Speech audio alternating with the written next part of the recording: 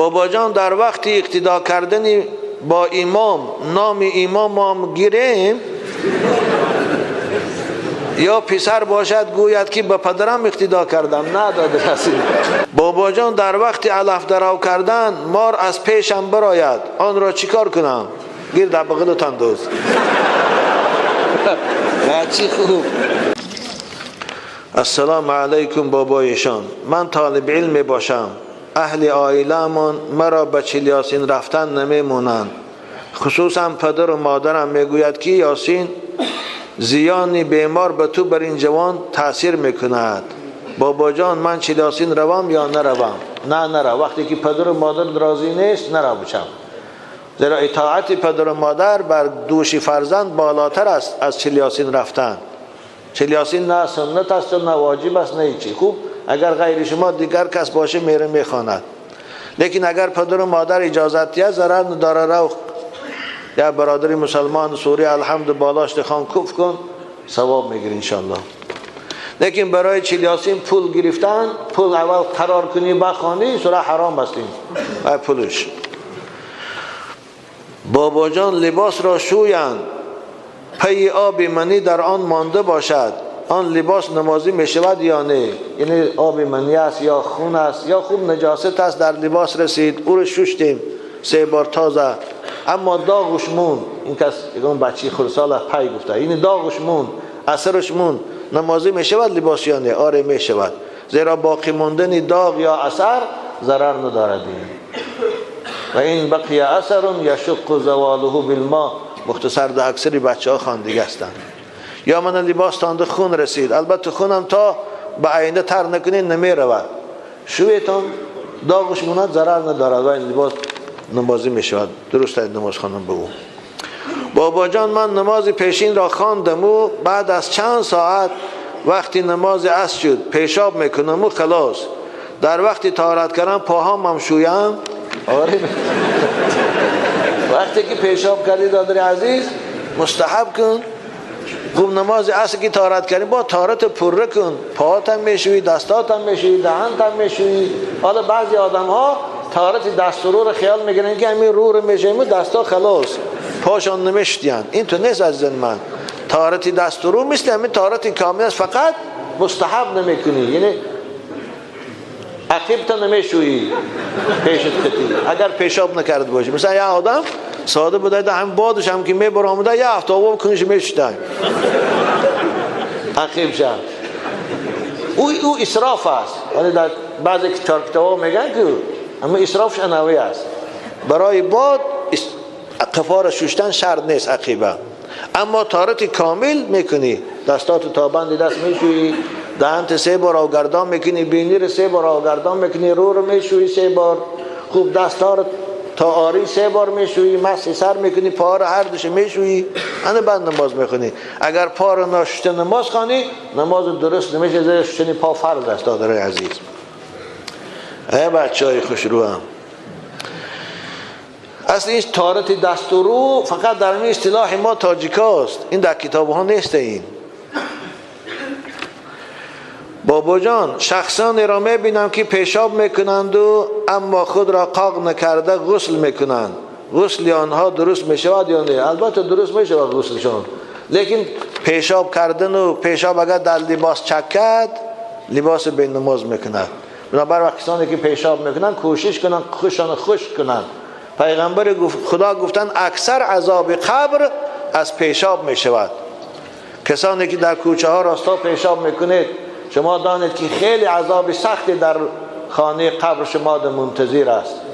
بنابراین همیشه من سلفیتگاه خوشروی کاغذی برآمده است ملایم کیسهاتان ده همیشه گیرید، وقتی که در راه هست در یگانجا ناراحت میشه پیشاب میگه حتما به او قاق کنه خودتان خوشرو، بعد از آن خیزید و راستا هم که باشه ضرر نداره حالتی در کوچه راستا پیشاب کردن، اما خودتان خوش کنید. چکیده اگر رفت و 1000 تانده چکد یا بدن تانده چکد دانید که پگه عذاب سختی قبر در روپرو میشه. قبر عذاب دارد. این قبر کامری مفتشایی اینا نیست، و کامری دهشتناکی مفتشای خداست. رسول خدا گفتن استنزهوا عن البول فان عامه عذاب القبر منه. خودتان از پیشاب همیشه احتیاط کنه، کوشش کنه پیشاب در لباساتان نرسد، در بدنتان نرسد که اکثر عذاب قبر از پیشاب است. بچه‌های خوش رو احتیاط کنید در این باب. بابا جان من نمازم را خواندم، به خانه آمدم، دیدم که پیشابم برآمده است. نماز از سر خوانم؟ آره از سر خوانم، چه وای نماز درست نشد. مادرم نمازهاش شیشته میخواند، اگر راستا خواند در وقت رکوع سرش درد میکند، دولینش بلند میشود. چی تو خواند؟ شیشتگی خانه ضرر نداره، اشاره کنه، اشاره سجدهش رکوعش اشاره کنه. زنی که حامله دار است نمازش راستا خوانده نمیتواند، شیشته خواند یا نه؟ خوب وقتی که راستا امکانیت نداشته باشد راستا نیت کنه دو با شیشتگی خواند، اما نیتش راستا کنه، زیرا که نیت قیام فرض است در نمازهای فرض. بابا جان نماز پیشین را عصر گفته نیت کنم میشود یا نه؟ خوب وقتی نماز پیشین مسجد آمده شما میدانی که نماز پیشین، اما وقتی نیت کردن زبان تانده نیت کردن 4 رکعت فرض عصر آمد، نماز درست میشه. وقتی که میدانی که فرض این وقت میگی، خواه عصر میگی خواه دیگر، این باکی ندارد. بنابر در نماز تعیین نام نماز گفتن شرط نیست. نیت از زن من اصل نیت به دل است. شما راستا بالای جای نماز ایستاده، به قلبتان به دلتان متوجه به سوی پروردگار شوی که خدای عبادتی که الان برای من فرض کردی اداش میکنم، همین خودش نیت است. اما به زبان گویی نیت کردن فرض نماز این وقت، خواه پیشینه خواه عصر، رو آوردم به قبله، قبله به جهت کعبه، خالصا لایتان الله اکبر گویی. بابا جان در وقت اقتدا کردن با امام نام امام هم گیریم یا پسر باشد گوید که به پدرم اقتدا کردم؟ نه داده کسی شر نیست این گپ رو گفتن. همین رو آوردم به قبله، قبله به جهت کعبه، اقتدا کردم به همین امام گو خواه پدر تا خواه تقایی تا خواه همسایی تا شدن میگرد و این شر نیست نام امام گرفتم. چم بچه خوب بدای طالب علم بدای نوه طالب علم ها تامالله میشن که خونیجگر میشن، تشویش میشن. بابا جان بعضی جاها دا شخصان گوش و دم سگ را میبرند، آیا این گناه نیست؟ نه اگر عرف باشد اول فایده داشته باشد بریدنش باکی نداره، زیرا که گوشی دراز بعضی وقتها سببی آزار همون سگ میشه، دیگه سگا میخواین میکنن شه، از میشد شاید به خاطر همین کوتاه میکنن که یگان سگ دیگر گوش نکند و نخواید. وقتی که عرف باشد باکی ندارد. بابا جان در وقت علف درو کردن مار از پیشم براید، آن را چیکار کنم؟ گیر در بغلتان دوست. چی خوب او این مار از کجا که براد کوشش میشه ویا. پیغمبر خدا گفتن اقتل الاسودین ولو کنتم فی الصلاه، مار و کژدم گفتن درون نماز دم که باشه کشه. وقتی که در درون نماز پیغمبر کشتن ما رو اجازت داد، در اون علف درا به طریق علوم میکشیده. بعد تماشا کرده میسیش او یا سنگی دست رو زن، وقتی که کشتی خاطر جمع میشه به حضور دراو کردن میگیری. اما نه کشتیش اگر تشویشی که با نگزم گفتم. نه بچه های خوش رو از دشمن حذر گفتیم و این مار دشمن از مار و کژدمه. رسول اکرم حتی در این نماز گفتن کشه. من نماز خواندیش بود که یک مار یا کژدم پیدا شد، در حالا یگان سنگه یگان جای در تا رسید 2 تا زنباره با نماز خواندن گیر کلید نکن نماز تا. خب این بچه خوب بود، یگان چند این 16 سوال نوشته. این همین وقتی ما رو تا شب هم میگیر غیرین. بابا جان در وقتی تکبیر گفتن از لبم یا از دندانم خون آمد، نماز خوانم یا رفته طهارت کنم؟ البته رو طهارت کنم، چون خون کی بنواد طهارت میشه کنه، با اون دیگه نماز رو طهارت کن، اما تکبیر گفتگی میشه بعد یا نماز تخون. بابا جان بالای گوسفند سوار شویم مثل خر و اسب درست ای؟ چی خوب بود این نه؟ بچی ناز نه درست نیست بچم. هر چیز برای سواری هست. خداوند برای سواری اسب و اشتر و خوب خر برآورده است، من قوتاس برآورده است، اما این بوز و گوسفند برای سواری نیست. گاو و برزگاو برای سواری نیست. حالا یک زمانهای قدیم یک آدم بر زگاه و سوار شده بوده است، میگه خداوند بر زگاه و به زبان حال، این حدیث صحیح است، به زبان در آور روش گردان به سوی صحابی گفت که ای انی لم اخلق من خدا برای سواری نآفریدم، من برای جفت کردن هستم نه برای سوار شدن. از این سبب اینها رو سوار شدنشان خوب نیست. امچن هر مخلوق خداوند برای یک چیزی آفریده است، یک خدمتی میکنه. دو ریشه درخت به زیر حاجت خانه رفته باشد میوهش حلال است یا نه؟ آره حلال است. ریشه درخت به حاجت خانه رفته است یا که از حاجت خانه پیشاب نجاستش آبش میبرد میره درونی پالیز ده پمیدار بادرینگ ده، همون حاصلش درست است یا نه؟ درست است، او هیچ کراهت ندارد. بچه خوبه. پدر یا مادر گوید که بچم همین هفته به نماز جمعه نرو، ما سخنی آنها را رد کنیم یا نه؟ نه، از جمعه درو، گپی اونها را نگیر. پدر و مادر اگر فرزند فتوا ده میگوید گوید که مسجد نرو، نماز ده نرو، یا شام خفتن است شب نرو، من گپش اطاعت نکنه رو میگه. اما برای مکتب بچه ها من خواهش میکنم که در روزهای جمعه اگر درسای ضروری داشته باشند درساشان خوانند، بعد از درس پیشیناشان به خانهاشان بخوانم چم. اما اگر وقتهای تعطیل باشد مسجد روان نمازاشان جمعه رو گوش کنند، صحبت شنوند. اینجا اطاعت پدر و مادر واجب نیست، زیرا رفتن مسجد نماز جماعت و جمعه فرض است.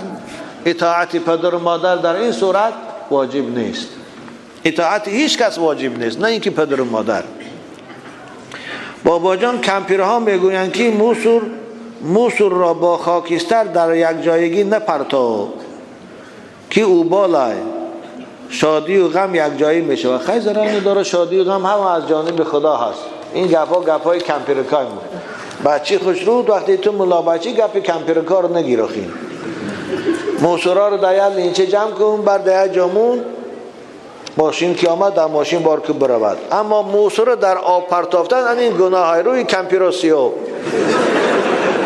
کمپیرای خدا زاده که بجای وقت بیان که بچه موسورا رو در آب نپرتا او بالای، این درسته. امروز اکثر مسلمان ها موسوراشون در آب میپرتاین، در کانال میپرتاین. این در لعنت خدا گرفتار میشن. هم در سلامتی انسان ضرر دارد که همه آب و مردم میخورد. کسی که همه موسور روی آب آمدن شده حتما لعنت میکنه، خدا لعنت کنه کسی که اینو پرتافته گفته. آخر تازگی از ایمان از خداوند پاکیزه است، از بندگانش پاکیزگی رو دوست می‌دارد. بنابر هر کدام خانه داره بچهای عزیز، عاشقان مدرسه محمدی، همسایه ها، کسانی که در لب کانال زندگی میکنه، اگر موسورهاتان پسمانده هاتان در آب پرتاید، لعنت خدا بر شما، لعنت پیغمبر بر شما، لعنت ملائکه ها بر شما، لعنت همه نمازخانه بر شماست.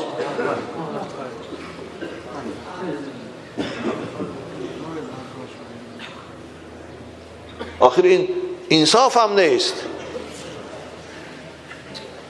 این کمپیرای مادرای عزیز اینه گویند، پدرای مهربان اینه گویند، بچه ها و کریناشان میگن که بچه من موسور در آب نپرتا، اوبال است. این اوبال است. بنابر بچه های عزیز خاندان تان تاکید کنه اینا رو دام چکری کنه، حولیاتان در چکری پرته، یک روز میپوسد ثانی زمیناتان برآورده با پند میکنه، یا لینچه ها دانتان گیرید یک جایی که چکری نادرکار است، همه دو اما در آبی که می نوشم. من همه کانال پیشخانی ما ده، حتی بعضی ها میگوین که ما رودو اشکمبی گوسفند دیدیم که باید کانال همه از پایان آب میخوره. آخر امروز اکثر کسلی های زرپرمین و دامن عظمی افلاسی میشود. آخر سبب پیدایش میکروب های زهرآلود در آب میشود. اگرچه شریعت و آب حرام حکم نمیکند، لیکن کننده این کار لعنت میکنه شریعت.